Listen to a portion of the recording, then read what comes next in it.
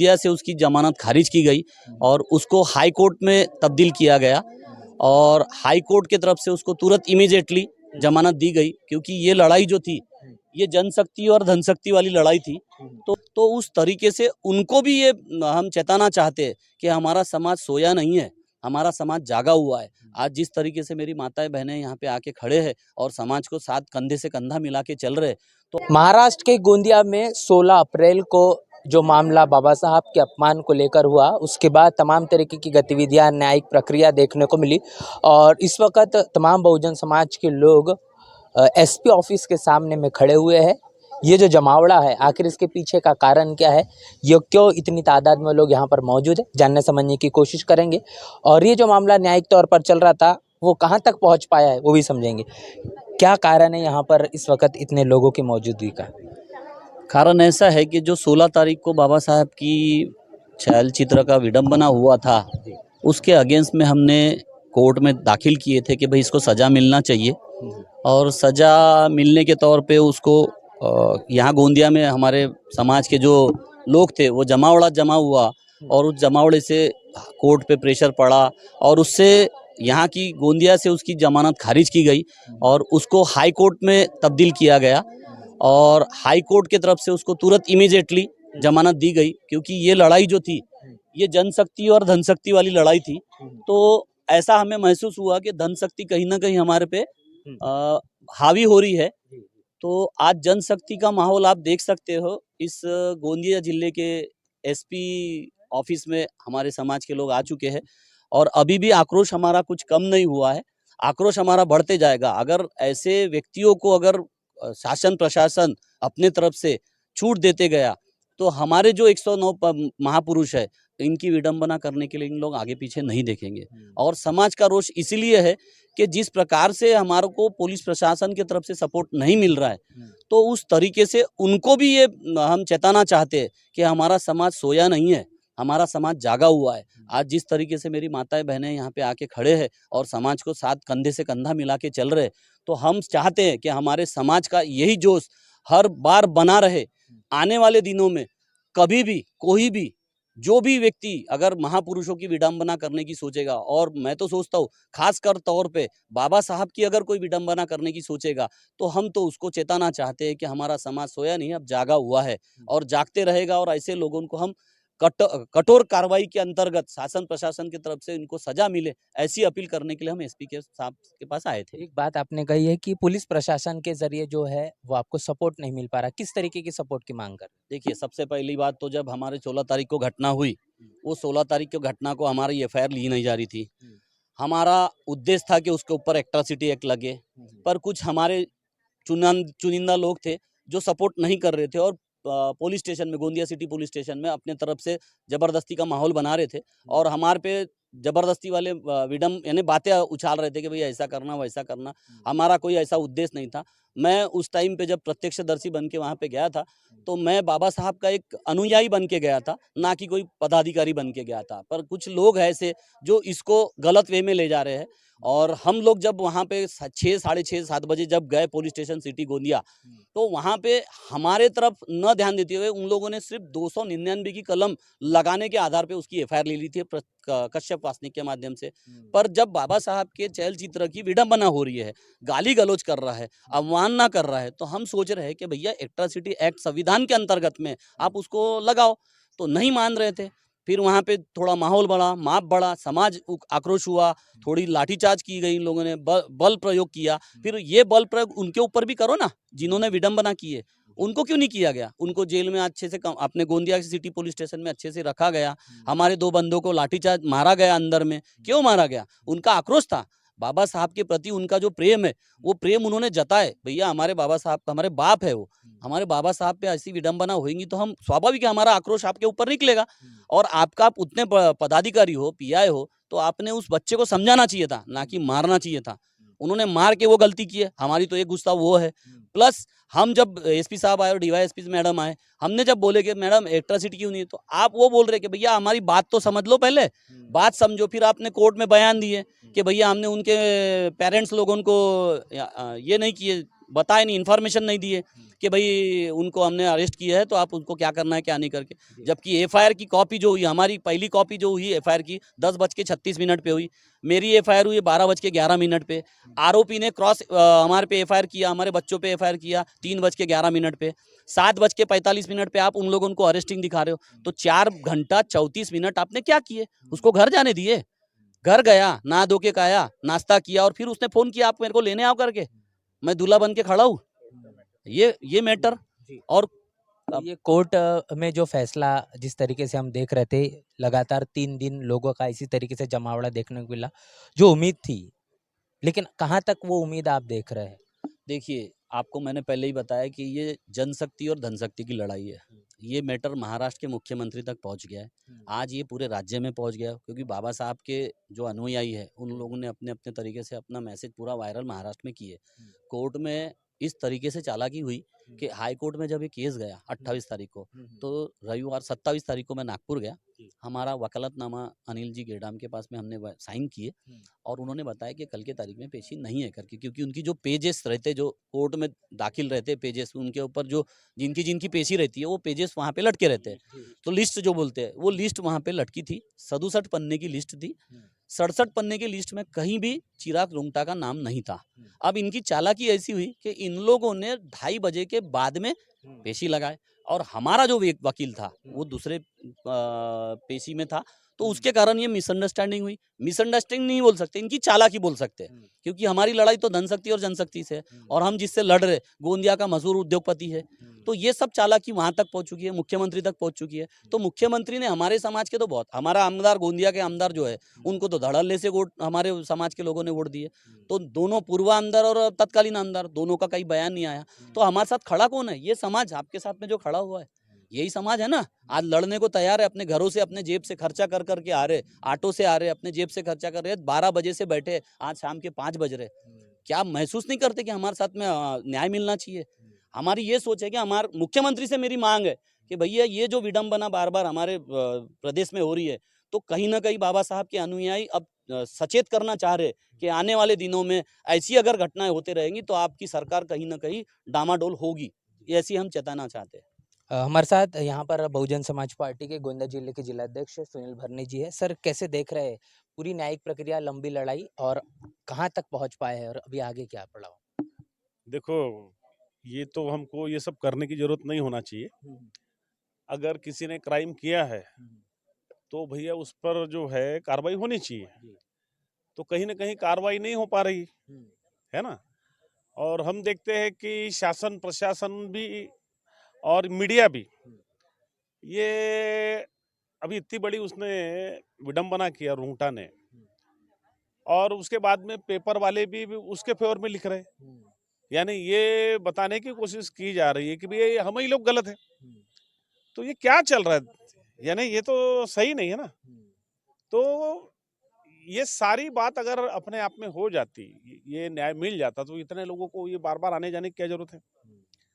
तो अगर शासन प्रशासन भी ये सोचता होगा कि भैया हम भी न्याय, अगर मान के चलो कि सोचता होगा शासन प्रशासन कि भैया ये लोग कब तक लड़ेंगे, तो मैं आपके इस चैनल के माध्यम से शासन प्रशासन को बताना चाहता हूं कि हम आखिरी तक लड़ेंगे और कानूनी जो है तौर तरीके से लड़ेंगे। और उस दिशा में हमारे जो है हाई कोर्ट में भी अभी वकील लोग हमारे लगे। अभी हमारे छोटू जी बोरकर ने बताया कि उस दिन क्या है कि चालाकी हुई कि हमारा जो वकील है वहाँ पे लगा हुआ है और मेरी बात हो गई। वो बोले कि लिस्ट जो है आज तारीख है, वो जब आप वहाँ गया लिस्ट देखा तो लिस्ट में नाम नहीं है।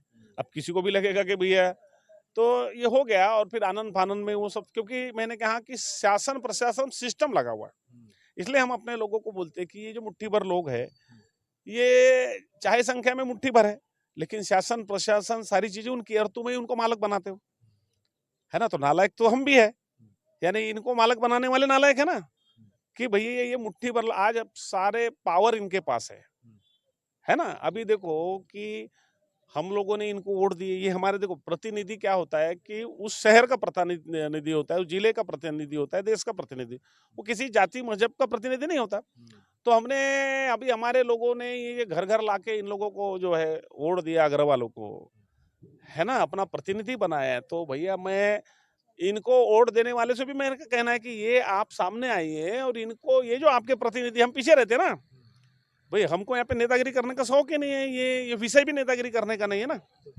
15 दिन बीत चुके हैं, दोनों जो पूर्व आमदार और वर्तमान आमदार का कोई बयान नहीं है इस मामले पर। देखो, इस बात से हमने सीख लेना चाहिए कि यही मुद्दा नहीं है, हर वो मुद्दा, खैर लांजी मुद्दा हो, घाट के ऊपर हो, नामांतर का मुद्दा हो, या आज तक के जितने भी हमारे समाज पे जो कोई अन्याय अत्याचार हुआ है, तो हम ये लोग सामने आते। तो भैया जब हमको राजा बनाने की यानी प्रतिनिधि बनाने के, तो हमारे भी लोगों को सोचना है कि भैया हमको कब तक ये ऐसा करेंगे, है ना। और मेरा ऐसे लोगों से आह्वान है कि भैया आप इनके घर में जाओ, इनको खींच के लाओ, ये हमारे नौकर है, मालक थोड़ी है भाई। ये जो है हम लोग मालक थोड़ी चुनते हैं, नौकर चुनते हैं ना। तो भैया ये जो गोंदिया के जो नौकर है, आपने जिनको अपना प्रतिनिधि है ना क्या, तो उनका काम है यहाँ पे आना, मुद्दे यहाँ पे जात और फात और लेना देना नहीं है भाई। बाबा साहब ने तो जाति फाती को कोई महत्व दिया नहीं। बाबा साहब ने कहते थे कि जाति जानवर में होती, इंसान में थोड़ी होती। हम तो मानते नहीं जाति वाती, लेकिन जो मानते हैं उनके लिए मेरा कहना है कि भैया आप जो है कम से कम इस मुद्दे पे सामने आई है, नहीं तो भविष्य में जो है उसका हमारे भी लोगों को समझना चाहिए, और हम तो लोगों को जागरूक करते ही है। तो ये मुद्दे की जहाँ तक बात है, हम इसको आखिरी दम तक लड़ेंगे, तन मन धन से लड़ेंगे। तो तमाम चीज़ें हम लगातार लोगों से समझ रहे हैं और महिलाओं का एक बड़ा जमावड़ा है। किसी भी आंदोलन को जब महिलाओं का समर्थन मिलता है तो वो आंदोलन कहीं न कहीं मंजिल मुकाम तक पहुंचता हुआ नजर आता है। किस तरीके से देख रहे हैं ये यहाँ पर सुबह से महिलाएं हैं, क्या उम्मीद है, क्या इनकी उम्मीदों के हिसाब से न्यायिक तौर पर चीज़ें हो पाएगी? बिल्कुल देखिए, कानून व्यवस्था पे हमारा बहुत ज़्यादा विश्वास है। हाँ, ये अलग बात है कि जो कानून चलाने वाले हैं वो थोड़े गड़बड़ नज़र आ रहे हैं, और उसी के लिए जो है वो हमारा आक्रोश है यहाँ तक आया है। जहाँ तक रही बात समाज की, तो समाज कल भी हमारे साथ था, समाज आज भी हमारे साथ है, और आने वाले समय में जब तक कि ये लड़ाई चल रही है समाज हमारे साथ रहेगा, और ये समाज की मांग है ना। यहाँ पर जो मेरे साथ महिलाएं दिख रही है, ये जो महिलाएं है समाज का वह वर्ग है जो बेचारा 200 रुपये रोजी से काम पे जाने वाला वर्ग है। आज वो छुट्टियां ले लेकर अपने यहाँ पर आ रहे हैं, समय दे रहे हैं, यानी बहुत बड़ा विषय है ना। तो कहीं ना कहीं समाज में जो भी इस तरह के मानसिकता के लोग हैं, है ना, उनको पनिशमेंट मिलनी चाहिए और स्ट्रिक्ट पनिशमेंट मिलनी चाहिए, ताकि दोबारा ऐसी चीजें ना हो, है ना। इससे एक सबक होना चाहिए समाज को। दूसरी बात, ये जो समाज का प्रतिनिधित्व कर रहे हैं, जो हमारे समाज में होते हुए भी हमारे समाज के खिलाफ काम कर रहे हैं, तो देखिए उनकी खुद की ऐसी गलती है कि अब वो हाईलाइट हो गए हैं, और यही कारण है कि वो समाज के साथ में खड़े नहीं दिखते हैं। तो हमको समाज को नहीं दिखाना पड़ा कि भाई ये बंदा गलत है, समाज ने खुद ने इन चीज़ों की पहचान किया कि भाई ये बंदा गलत है, और आगे आने वाले समय में हमको इसके साथ जाना है, नहीं जाना है, या और क्या करना है, तो समाज खुद डिसाइड करेगा। और कुल मिला के ये सारी राजनीति है किसके लिए? ये सारी राजनीति जो है वो सत्ता के लिए है। तो जिस समय दोबारा सत्ताधारी वर्ग जो है वो बोलते हैं ना, मेरा तो सीधा मानना है कि भाई अगर तुमको पहचानना है चीज़ों को, तो बिल्कुल तुम ईमानदारी से चुनाव में उतरो, इलेक्शन लड़ो, तो तुमको तुम्हारी औकात पता चल जाएगी। कुल मिलाकर ये जो तुम 100-500 में कुल मिला के ये बोलना है कि तुम ईमानदारी से तुमने चुनाव लड़ना चाहिए, ये जो तुम हमारे समाज के कुछ लोगों को अपना प्रतिनिधित्व देते हो, फिर वही समाज के लोग जो है वो आपको हमारे समाज तक लाते हैं। फिर जब हमारे समाज पे इस तरह के अन्याय अत्याचार होते, तो उस टाइम पर आप कहाँ जाते हो? हमारे भावी जो करंट वाले वर्तमान जो MLA है विनोद अग्रवाल जी, ना वो आए ना उनका स्टेटमेंट आया। ऐसा एक भी दलित स्टेज नहीं है जहाँ पर वो हमको दिखते नहीं है, चाहे हमारा बुद्धिस्ट सामूहिक विवाह हो, चाहे हमारा कोरनी पर्यटन स्थल हो, हर जगह वो उनकी उपस्थिति रहती है। फिर आज क्यों नहीं? किस चीज को मेंटेन? कहीं वो अपने समाज को तो नहीं मेंटेन कर रहे हैं, या कहीं उनकी ये मानसिकता तो नहीं है कि भाई ये जो दलित लोग हैं ये 100-500 में बिक जाते हैं, और इनको खरीदने वाले लोग कौन है? वही उन्हीं के हमारे समाज के चुने हुए प्रतिनिधि। देखिए, अगर सही तरीके से चीज़ें होती तो हमको यहाँ पर इस तरह से आने की ज़रूरत नहीं पड़ती, क्योंकि क्या है, सत्ता उनके हाथ में है, शासन प्रशासन दोनों की मिलीभगत है। जिस तरह से मेरे पहले जो वक्ता थे उन्होंने बताया है कि भाई जो भी चीज़ें हुई है, किस तरह से हमको फंसाया गया, किस तरह से हमको चीट किया गया, किस तरह से षड्यंत्र करके जो है वो उसको जमानत दिलाई गई, तो ये कोई छोटी मोटी बात नहीं। क्योंकि बाबा साहब जो अभी भारत रत्न रहे ही नहीं, अभी वो विश्व रत्न है, और आपने विश्व रत्न है ऐसे जो महापुरुष है उनको इस तरह से अपमान किया, और वो भी कब किया? 14 अप्रैल को उनकी जयंती हुई थी। हमारा हफ्ता भर जो कार्यक्रम चलता है आपने वो तीसरे ही दिन किया, तो इससे आपकी घटिया और नीच सोच समझ में आती है ना। और जो बार बार, हाँ, सबसे बड़ी बात मैं आपको और एक बताना चाहती हूँ कि मीडिया ऐसा है कि लोकसभा का चौथा पिलर जो उसको मीडिया को बोला जाता है, मीडिया जो है वो हमारे बारे में गलत छाप रहा है कि बोले वो एक बहुत ईमानदार परिवार है, वो एक बहुत ही धार्मिक परिवार है, बहुत ही सीधा साधा परिवार है, और ऐसे परिवार के व्यक्ति ने जो है वो उसकी कोई गलती नहीं थी, उसने वो मिस्त्री की गलती थी, वो जो काम करने वाला मिस्त्री है उसने बोला कि भाई वहाँ ऐसे टाइल्स लगाओगे आप तो आपका अपमान नहीं होगा, है ना, वहाँ कोई थूकेगा नहीं, इसलिए मैंने वहाँ वो टाइल्स लगाया। तो भाई पहली बात तो ऐसा है कि घर मालिक जो बोलेगा मिस्त्री वही करेगा, पहली चीज़ ये है जो कि मीडिया के माध्यम से गलत अफवाहें फैलाई जा रही है। दूसरी चीज़ ये है कि अगर उसको लगवाना ही था, उसको इतना सम्मान है, उसको लगवाना ही था, तो भाई वो अपने महापुरुषों को लगाता, हाँ, अपने आराध्यों की लगाता, अगर, क्योंकि वो उसका कॉम्प्लेक्स था ना, उसका दूर दूर तक मक्का मदीना या दलितों से, बाबा साहब से कोई लेन देन नहीं है, और वो इतना ही बाबा साहब का चाहने वाला है, इतना ही धार्मिक है, तो वो मुझे वो या उसका परिवार का एक आध बंदा कोई दिखा दे कि कौन से वो बौद्धिस्ट या दलितों के प्रोग्राम में उनका पार्टिसिपेशन रहा है, कहाँ उन्होंने अपना पार्टिसिपेशन दिखाया है। तो ये सारी चीज़ें हैं जो मीडिया के माध्यम से बार बार गलत फैलाई जा रही है, और दूसरे लोगों को भी हमारे खिलाफ किया जा रहा है, हमारे विरुद्ध किया जा रहा है, और गलत चीज़ें जो है वो फैलाई जा रही है। तो देखिए, अगर जहाँ क्रांति होती है वहाँ प्रतिक्रांति होती है। अगर रास्ते से आप जा रहे हो, किसी ने आपका पर्स चोरी कर लिया, और अगर दो बंदे चिल्ला रहे चोर चोर चोर, तो रास्ते के चार लोग उसको पकड़ के मारते हैं, या तो इसने इतना बड़ा कांड किया है, और उसके अगर प्रतिक्रांति के रूप में अगर कुछ लोग रोड पे उतर कर उसको पनिश कर रहे हैं, तो इसमें क्या गलत है। तो ये तमाम चीज़ें हमने समझी है कि इस पूरे कार्यक्रम का प्रारूप क्या रहा, और आखिर तमाम इन महिलाओं के जमावड़े के पीछे का कारण क्या है। मौसम थोड़ा सा यहाँ पर डावाडोल है, लेकिन तभी भी लोगों से बातचीत करने का सिलसिला जारी है। क्या कहेंगे, बाबा साहब का अपमान सिर्फ महाराष्ट्र के गोंदिया में नहीं, पूरे देश के अंदर लगातार हो रहा है। ये इस तरीके की चीज़ें क्यों हो रही है और लगातार क्यों बढ़ रही, क्या कारण लगता है? आज जो हम हालत देख रहे देश के, जैसे कि अमित शाह ने पार्लियामेंट में कहा था अंबेडकर अंबेडकर अंबेडकर आजकल फैशन हो गया। अगर उसी वक्त हम लोगों ने एक्शन किया होता तो उनके चेले चपाटे ऐसे गांव देहात शहरों में इस तरह का व्यवहार नहीं करते, क्योंकि वो हमारे महापुरुष है। उनकी वजह से हम यहाँ बोल रहे हैं और आप हमको हमारा इंटरव्यू ले रहे, मगर इस तरह का अगर व्यवहार होता है तो हम बर्दाश्त नहीं करने वाले, क्योंकि ये लोग है संख्या में 3.5%, और ये 3.5% लोगों शासन प्रशासन में इनका उस पर कब्जा है। जो 4 पिलर है लोकतंत्र के, वो चारों पिलर पर इनका कब्जा है। इसीलिए ना मीडिया पे, ना प्रिंट मीडिया, ना इलेक्ट्रॉनिक मीडिया में दिखाएंगे। ये हमारे महापुरुषों का अपमान इसलिए कर रहे हैं क्योंकि आज जिन महापुरुषों के बदौलत ये बहुजन समाज आगे बढ़ रहा है, ये इनके आंखों में चुभ रहा है। ये कैसे अच्छे रह रहे, कैसे ये हमारे बराबरी में बैठ रहे, कैसे IAS IPS हो रहे, और ये सब किसके बदौलत हुआ है? तो बाबा साहब के बदौलत हुआ है। तो फिर इन लोगों को अगर हम ये करते हैं, इनका मॉरल डाउन करना है, तो इनके महापुरुषों का अपमान करो। तो ये हमारे महापुरुषों का अपमान करके हमें नीचा दिखाना चाहते हैं, और हमारे महापुरुषों का अपमान करके, और जो मक्का मदीना के टाइल्स लगाए तो 2 कम्युनिटी में वो झगड़ा लगाने का काम है, क्योंकि आज तक देश में उन्होंने कुछ नहीं किया। बेरोजगारी बढ़ रही, महिलाओं के ऊपर अन्याय अत्याचार हो रहा है, हमारा महाबोधि महाविहार उनके कब्जे में है। ये सारी चीज़ें हैं, इसलिए फिर भी वो कुछ नहीं कर रहे हैं। और अभी बिहार में इलेक्शन है, तो ये ऐसे इलेक्शन के मौके देख के ही पहलगाम जैसे, और ये हमारे जैसे गोंदिया शहर में हुआ है कि उन्होंने बाबा साहब के टाइल्स लगाए, मक्का मदीना के टाइल्स लगाए। इस तरह के कार्यक्रम हर दिन करते रहेंगे, क्योंकि हमारे जो बच्चे हैं बाबा साहब को मानते हैं, इनके बदौलत आगे बढ़े, तो बाबा साहब को मानते हैं और बाबा साहब का अपमान वो बर्दाश्त नहीं करेंगे।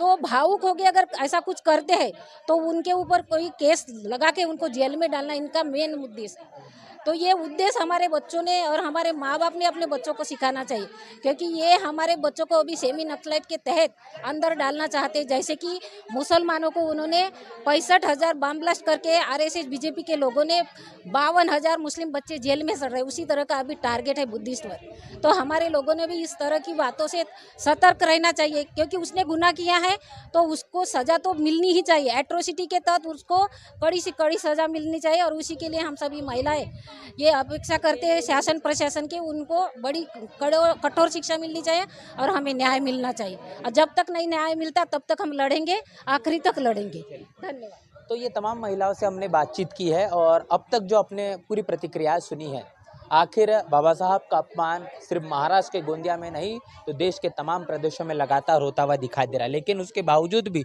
बहुजन समाज इस अपमान को किसी भी तरीके से सहन करने के लिए तैयार नहीं है। अपनी प्रतिक्रिया लगातार वो साझा करता हुआ दिखाई दे रहा है। वही प्रतिक्रिया आपके साथ हमने रूबरू की है। पूरी की पूरी चर्चा को लेकर आपकी राय, आपकी प्रतिक्रिया लिखकर कमेंट बॉक्स में जरूर बताएं। बने नेशनल चौपाल के साथ मिलते हैं वीडियो में, तब तक ले जय भीम जय भारत।